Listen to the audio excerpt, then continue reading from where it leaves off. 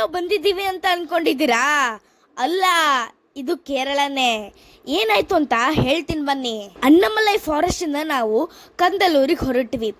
ಇಡೀ ಕೇರಳದಲ್ಲಿ ಬರೀ ಇಲ್ಲಿ ಮಾತ್ರ ಆ್ಯಪಲ್ ಗ್ರೋ ಮಾಡ್ತಾರೆ ಅಂದರೆ ನಂಬ್ತೀರಾ? ಹಾಯ್ ಗೈಸ್, ನಾವೀಗ ಕಾಂದಲೂರಲ್ಲಿದ್ದೀವಿ. ಇದು ಸೌತ್ ಕಾಶ್ಮೀರ್ ಅಂತಲೂ ಕರೀತಾರೆ. ಸೊ ಇಲ್ಲಿ ಥಂಡಿ, ನಾನು ಎರಡೇ ಟಿ ಶರ್ಟ್ಸ್ ಹಾಕೊಂಡಿದ್ದೀನಿ. ಅದೇ ನಮ್ಮೂರಿನಾಗಿದ್ದರೆ 37 ಡಿಗ್ರಿ ಈಗ, ಎಂಥ ಶೆಕೆ.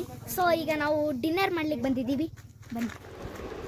2 ಟೀ 1 ಬೂಸ್ಟ್ 1 ಕಾಫಿ.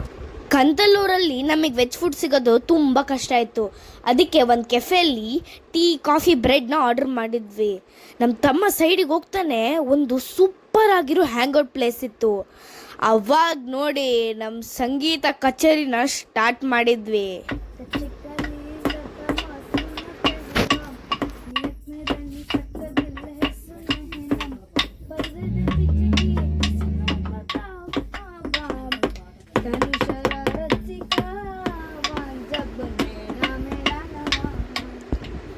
ಹೊರಗಡೆ ಬರ್ತೀವಿ, ನಮ್ಮ ರೆಸಾರ್ಟಿಗೆ ಹೋಗೋಣ ಅಂತ ಒಂದು ನಾಯಿ ನಮ್ಮ ಹಿಂದೆನೇ ಫಾಲೋ ಮಾಡ್ತಿತ್ತು.